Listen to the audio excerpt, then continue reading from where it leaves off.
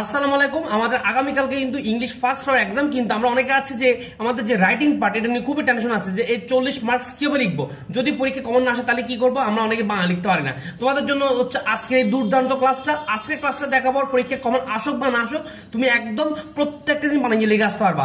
এটা হচ্ছে একটা ম্যাজিক ক্লাসের মতো। তুমি ক্লাস জাস্ট দেখবা, দেখার পরে প্রত্যেকটা জিনিস তুমি এই যে গ্রাফ বলো, ইনফর্মাল লেটার বলো, কমপ্লিটিং স্টিল বলো, প্রত্যেকটা জিনিস একদম নিজে নিজে লিখে আসতে পারবা। একদম ফুল মার্কস হবা, 40 একদম কনফার্ম করে আসতে পারবা।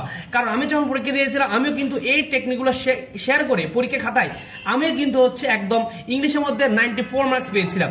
আমি টোটাল পেয়েছি 188 মার্কস। তুমি যদি এটাকে অ্যাভারেজ কাউন্ট করো তাহলে কিন্তু প্রত্যেক সাবজেক্টে কিন্তু 94 করে আসে। তাহলে আমি যে টেকনিকগুলো অবলম্বন করে পরীক্ষা ভালো করেছি, আমি চাই তোমরাও সেই টেকনিকগুলো অবলম্বন করে পরীক্ষা ভালো করো। একদম মনে রাখবা, পরীক্ষা কিন্তু সবাই লিখে, গ্রাফ সবাই লিখবে, ইনফর্মাল লেটার সবাই লিখবে, কম্পিটিশন সবাই লিখে আসবে। কেউ এমন না যে কেউ ছেড়ে আসবে, সবাই লিখে আসবে। তাহলে সবার থেকে তোমার খাতা একটু আলাদা করতে হবে, একটু ইউনিক করতে হবে। যদি তুমি সবার থেকে একটু তোমার খাতাটা ইউনিক করতে পারো তবে তুমি সবার থেকে একটু বেশি নাম্বার পাবে। তো চলো আমরা দেখে আসি। আমরা একদম graph, informal letter, competition history একদম এমনভাবে শিখবো পরীক্ষা যেমন আসুক না কেন, কমন আসুক বা না আসুক, যেভাবে আসুক না কেন আমরা একদম লিখে আসবো, একদম ভালো করে লিখে আসবো। দেখবা তোমার একদম প্রত্যেকটা জিনিস তুমি নিজে নিজে লিখতেছো, তোমার আশেপাশে কারো থেকে দেখা লাগছে না, তুমি সবকিছু নিজে লিখতে পারবা। তো আমরা প্রথমে যে জিনিসটা দেখবো সেটা হচ্ছে গ্রাফ বা চার্ট। এটা একদম কমন জিনিস। আসো গ্রাফ বা চার্টটা দেখি।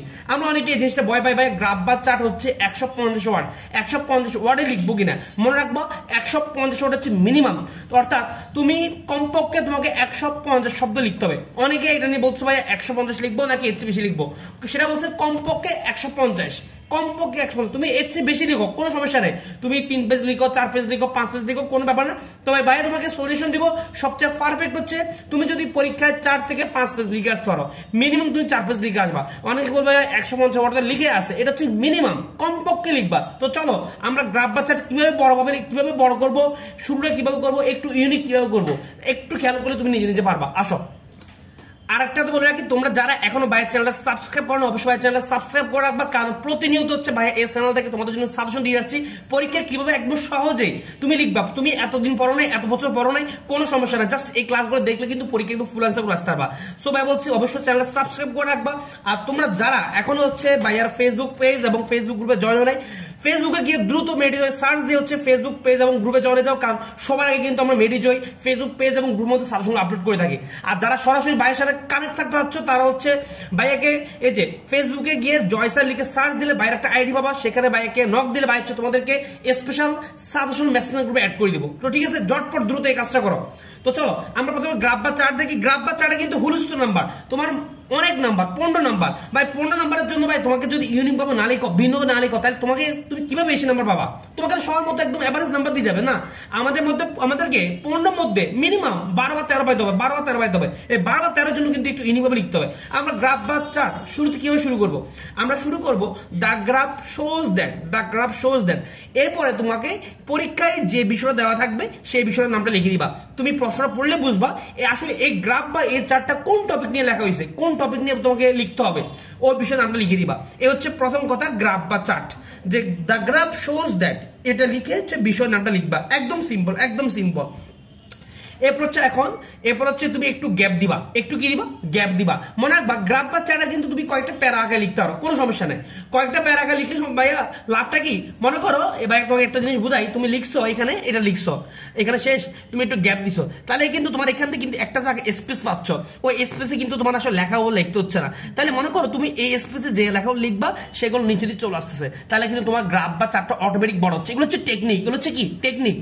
তাহলে ভাইয়া এরপর আমরা শুরু করবো কি, এরপর আমরা সেকেন্ড যে প্যারাটা লিখবো সেটা বলবো যে ইট is seen from the graph that. অর্থাৎ আমরা এই গ্রাফটাকে কি দেখতে পাচ্ছি, অর্থাৎ মনে করো বিভিন্ন সাল দেওয়া আছে, 2002 সালে তোমার রেট কত, 2001 সালে কত, 2003 সালে কত, এভাবে প্রত্যেকটা সালে রেট লিখবা। এখন ভাইয়া প্রত্যেকটা সালে রেট লেখার সময় কি ভাইয়া ইট is seen from the graph that এই লাইনটা ইউজ করবো না, আমরা এক একবার এক একটা ইউজ করবো। আমরা কি করবো, এক একবার এক একটা ইউজ করবো। যেমন হচ্ছে আমরা প্রথমবার যখন লিখবো সেরকম তখন লিখবো হচ্ছে ইট is seen from the graph that. যখন হচ্ছে নেক্সট লাইন দিব তখন লিখবো হচ্ছে কি the graph also shows that. এরপরে যখন আবার দিব তখন দিব হচ্ছে the graph again shows that. এভাবে করে হচ্ছে বিভিন্নবার লিখবো। কথা ক্লিয়ার কিনা? আর অবশ্যই তুমি যখন এটা লিখবে, ব্যাখ্যাটা যখন লিখবে অবশ্যই কয়েকটা জিনিস প্রত্যেকটা লাইন লেখার পরে, মনে করো এই লাইনটা লেখার পরে নতুন আরেকটা লাইন যুক্ত করতে হবে, এই লাইনটা লেখার পরে আরেকটা লাইন যুক্ত করতে হবে, এই লাইনটা লেখার পরে আরেকটা লাইন যুক্ত করতে হবে। ভাই কি এমন লাইন যুক্ত করবো ভাই? এই লাইনগুলো যুক্ত করলে তবে তো তোমার গ্রাফ বা চার্ট বড় হবে। অনেকে বলে ভাইয়া গ্রাফ বা চার্ট ভাই বড় করবো কি হবে, বড় করবো কি হবে? একদম সিম্পল তো। মনে করো দেখো এই জিনিসটা একটু খেয়াল করো, it is the highest percentage of the graph, it is the lowest percentage of the graph. অনেক সময় গ্রাফের শুরুতে হাইয়েস্ট দেওয়া থাকে বা লোয়েস্টটা দেওয়া থাকে, তো তুমি লিখে দিবা যে এটা হচ্ছে, মনে করো লিখলা it is seen from the graph that অমুক সালে তোমার পার্সেন্টেজ এত ছিল, দেন লিখবা এটা হচ্ছে highest percentage of the graph, অথবা যদি লোয়েস্ট হয় লিখবা it is the lowest percentage of the graph. Highest হলে হাইয়েস্ট লিখবা, লোয়েস্ট হলে লোয়েস্ট লিখবা। ভাইয়া এটা না লিখলাম হাইয়েস্ট, এটা না লিখলাম লোয়েস্ট, ভাইয়া বাদ বাকি মাঝখানে যে বিভিন্ন সাল থাকে কম বেশি করে, ওগুলোর মধ্যে ভাই কি করবো, ওগুলোর মধ্যে একদম সিম্পল লিখবা it is increase or decrease. মনে করো একটা কথা ভাইয়া তোমাকে বলি, মনে করো তোমার এই গ্রাফটা এরকম ছিল তো, এটা প্রথমটা হচ্ছে কি লোয়েস্ট, এরপরে যেটা দেওয়া আছে এটা একটু বাড়ছে, এটা একটু বাড়ছে, মনে করো এখানে দেওয়া আছে 9%, এখানে দেওয়া আছে মনে করো 20%। তাহলে বলো তো ভাইয়া এই যে এখানে কি তোমার ইনক্রিজ নাকি ডিক্রিজ হয়েছে?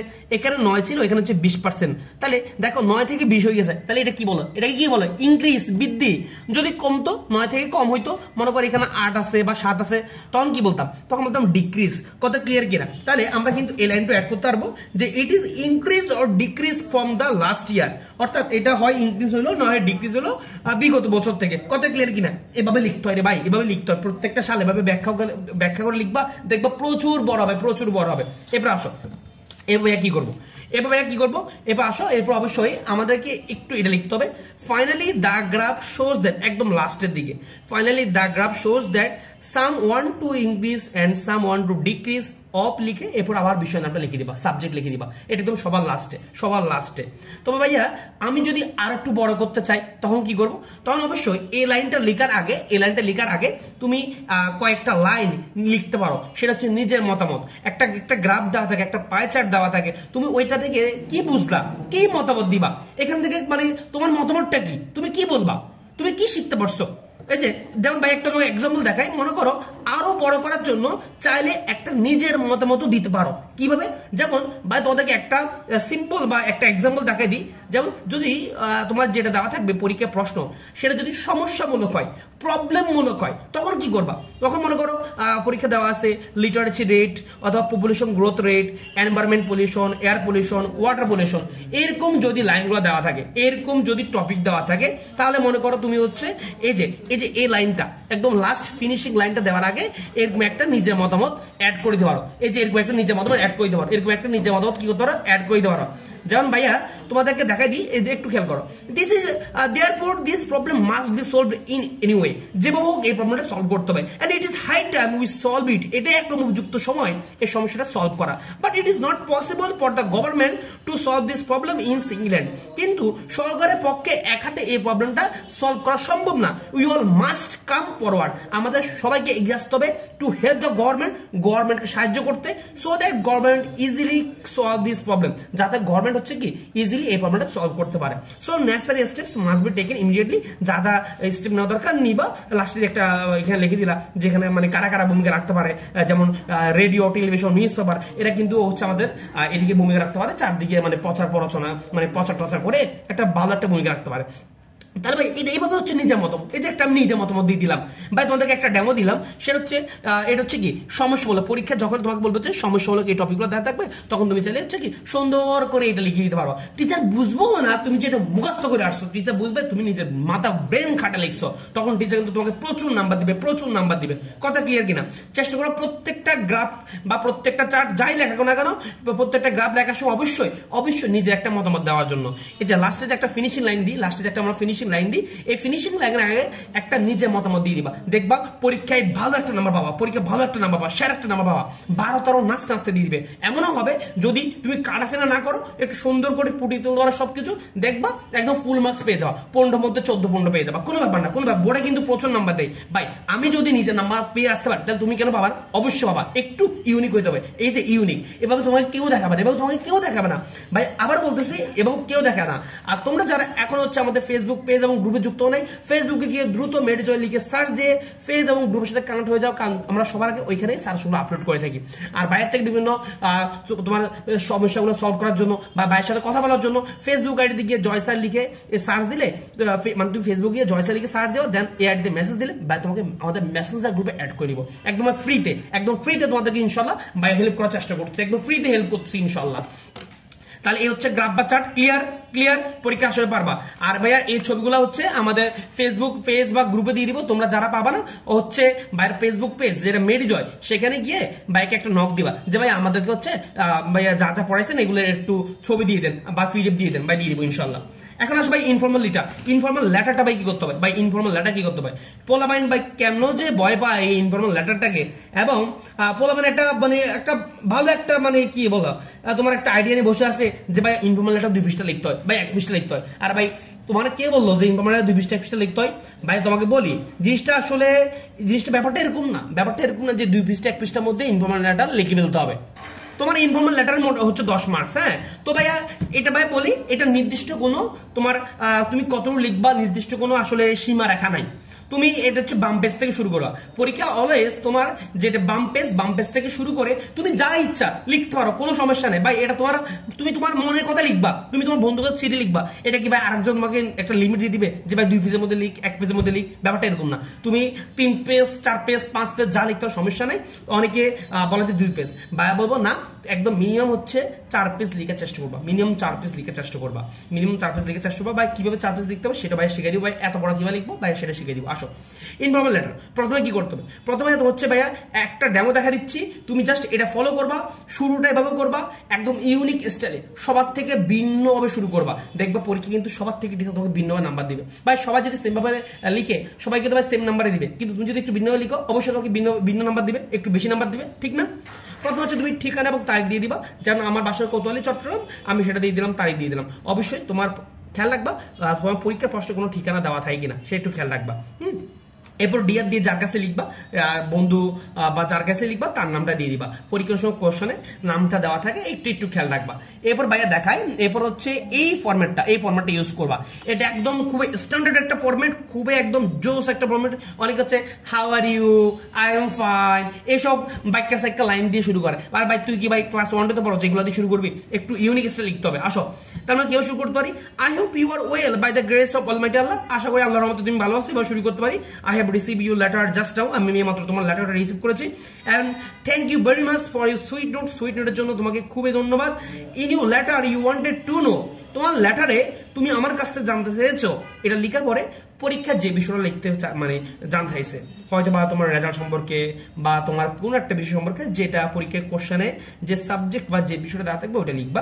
দেন লিখবা now I am tell you about it, এটা লিখবা। তাহলে ঠিক আছে। এরপর হচ্ছে একটু গ্যাপ দিয়ে, আবার এদিক থেকে একটু গ্যাপ দিয়ে তুমি মূল বিষয় মনে করো, যদি মনে করো লিখতে বলছে তোমার দেশ সম্পর্কে লিখতে বলছে, দেন তুমি হচ্ছে কি করো, তোমার দেশ সম্পর্কে যা জানো তা লিখবা, নির্দিষ্ট কোনো লিমিট নাই। পরীক্ষার টাইম ম্যানেজমেন্ট করে লিখে ফেলবা, সময় দিয়ে খেয়াল রাখে যা পারো লিখতে থাকবা। কথা ক্লিয়ার কিনা? আর অবশ্যই এই জিনিসটা একটু তুমি শুরুটা এভাবে করো, ভাই আল্লাহর দোয়াই তুমি how are you I am fine দিয়ে শুরু করিও না, তুমি এখন ক্লাস 1 তে পড়ো না, তুমি ভাই যেভাবে দেখে সেভাবে শুরু করো, পরীক্ষা ভালো একটা মার্কস পাবা, 10-এর মধ্যে 8-9 একদম নাচতে পেয়ে যাবা, যদি লাখ ভালো 10-10 পেয়ে যাবা। কথা ক্লিয়ার কিনা? যখন তোমার মূল বিষয় শেষ হবে একটু গ্যাপ দিয়ে, আবার এদিক থেকে একটু গ্যাপ দিয়ে লিখবা যে no more today, convey my best regard to your parents and love to the younger, এবং ছোটদের প্রতি ভালোবাসা রইল। দেন আবার এই পাশে লিখে দিবা ইউ লাভিং ফ্রেন্ড, লিখে তোমার নামটা লিখে দিবা। এই হচ্ছে একটা কথা। আর ভাই বলবো যে এই যে খামটা আলাদা এক পেজে লিখে ফেলবা, লিখবা, তাহলে হচ্ছে তোমার জিনিসটা মানে বোঝা গেল যে তোমার এটা আরো 1 পেজ বাড়তে হইলো।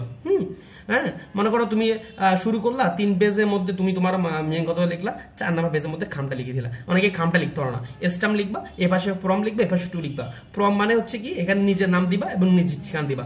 টুতে হচ্ছে বন্ধুর নাম এবং বন্ধুর ঠিকানা দিবা। একটু চেষ্টা করবা ঠিকানাটা একটু মোটামুটি একটু ডিটেলসে লেখার জন্য, বন্ধুর ঠিকানা একটু ডিটেলসে লেখার জন্য। কোশ্চেনে যদি দেওয়া থাকে তাহলে তো আলহামদুলিল্লাহ খুব ভালো কথা, না দেওয়া থাকলে নিজের মতো লিখে দিবা। ভাই কথা ক্লিয়ার কিনা? তাহলে ভাইয়া এভাবে হচ্ছে খুব সুন্দর করে লিখে ফেলতে হবে, এভাবে খুব সুন্দর লিখতে হবে, একটু ইউনিক লিখতে হবে। ভাই বলছি একদম ভালো মার্কস পাবা। ভাই এভাবে তোমাকে কেউ বলবে না, তোমরা যারা এগুলার ছবি লাগবে মানে এই জিনিসগুলো ছবি লাগবে বা পিডিএফ লাগবে, অবশ্যই হচ্ছে আমাদের ফেসবুক গ্রুপে এবং ফেসবুক পেজে জয়েন হলে পেয়ে যাও। যদি না পেয়ে থাকো অবশ্যই ভাইকে ফেসবুক পেজ যেটা মেডি জয়, সেখানে কি ভাইকে মেসেজ দিলে ভাই তোমাদেরকে পিডিএফটা দিয়ে দিব। কথা ক্লিয়ার? ওকে, আমরা এখন পরবর্তীতে যাই কমপ্লিটিং স্টোরি। ভাইয়া কমপ্লিটিং স্টোরি ভাইয়া কি করবো ভাইয়া? পরীক্ষা যদি কমন না আসে ভাইয়া খুব টেনশন আছে ভাই, পরীক্ষা কিভাবে লিখবো ভাই, লিখলো নাম্বার পাই না, কেমনি ভাইয়া বেশি নাম্বার পাবো, এটা একটু দেখা যায়। অনেকে ভাইকে রিকোয়েস্ট করছো, দেখো একটু আসো। আরে ভাই কমপ্লিটিং স্টোরির মতো ইজি আর কিছু নাই ভাই, তোমাকে এমন কিছু শিখে দিব ইনশাল্লাহ, তুমি যদি এভাবে শুরু করতে পারো, এভাবে শেষ করতে পারো, দেখবা কমপ্লিটিং স্টোরি তুমি নাচতে নাচতে নাম্বার পেয়ে যাবা, একদম নাচতে নাচতে ভালো একটা নাম্বার পাবা। একটু আসো, তোমার কমপ্লিটিং স্টোরি কিন্তু ভালো একটা নাম্বার, 15 মার্কস। হ্যাঁ, তুমি যদি ভাইয়ের এই জিনিসগুলো ফলো করো, ভাই যে স্টেপ বলবো লিখতে পারো, দেখবা পরীক্ষায় অনেক বেশি নাম্বার পাবো, অনেক বেশি নাম্বার পাবো। পরীক্ষা 15টার মধ্যে 12 পাবো, কোনো ব্যাপার না। একটু আসো, কমপ্লিটিং স্টোরি কিভাবে সবচেয়ে লিখলে বেশি মার্কস পাবো, এটা হচ্ছে তোমাদের কোশ্চেন। ভাই কিভাবে লিখবে? অবশ্যই শুরুতে গল্পের একটা সুন্দর নাম লিখে দিতে হবে। তুমি তো পড়বা, তোমাকে প্রশ্ন মধ্যে কয়েকটা লাইন দেওয়া থাকবে, দেন বাকি গল্পটা তোমাকে নিজেকে কমপ্লিট করতে হবে। তাহলে ভাইয়া প্রথমেই তুমি জিনিসটা দেখে বুঝবা, তুমি কয়েকটা লাইন পড়লে বুঝাবা এটা আসলে কোন গল্প সম্পর্কে, কোন গল্প নিয়ে বলা হয়েছে। অবশ্যই সুন্দর করে একটা গল্পের নাম দিতে হবে, তুমি যেগুলো পড়ছো এখান থেকে দিয়ে দিবে। হ্যাঁ, এত আমার কিছু করা বা এত টেনশনের কিছু নাই। আর অবশ্যই তুমি যে গল্পের নাম বা যেটাকে টাইটেল বলি আমরা, অবশ্যই নীল কলম ইউজ করতে হবে, নীল কলম ইউজ করবা যাতে টিচারের চোখে জল করে উঠে। অবশ্যই তাহলে ভাই একটা ডেমো দেখাই, কিভাবে লিখবা। শুরুতে আনসারটা কোশ্চেন নাম এত লেখার পর লিখবা টাইটেল, এরপর টাইটেল দিবা, টাইটেল লিখবা যেমন মনে করো পরীক্ষা আসলো অনেস্ট উড কাটার সম্পর্কে, তাহলে লিখে দিবা দ্য অনেস্ট উড কাটার। এভাবে লিখে অবশ্যই এখানে একটা দাগ টেনে দিবা, একটা কি টেনে দিবা, দাগ টেনে দিবা। এরপর কি করবা, এই দাগ টানা পরে মানে ওটা টাইটেলটা লিখার পরে দাগ টানা পরে প্রশ্নে যা দেওয়া থাকবে তা লিখবা, দেন তুমি বাকি গল্পটা নিজের মতো করে কমপ্লিট করবা। আর অনেকে ভাইকে কোশ্চেন করবে, ভাইয়া কিভাবে ভাইয়া স্টোরিটা ভাই বড় করবো, ভাইয়া স্টোরিটা কিভাবে বড় করবো? আরে ভাই তুমি বাসা থেকে যদি 10 লাইন পড়ে যাও, তুমি কি এটাকে 15 লাইন করতে পারবে না? তুমি 15 লাইন পড়ে গেলে এটাকে 20 লাইন করতে পারবে না? আর ভাই আমাদের কি ইংলিশ কি এতই খারাপ নাকি?